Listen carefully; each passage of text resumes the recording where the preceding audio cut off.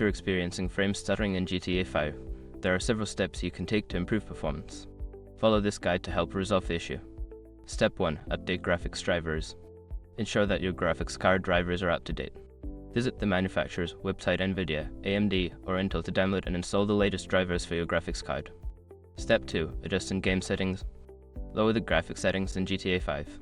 Go to the settings menu and reduce options such as texture quality, shadow quality, and anti-aliasing.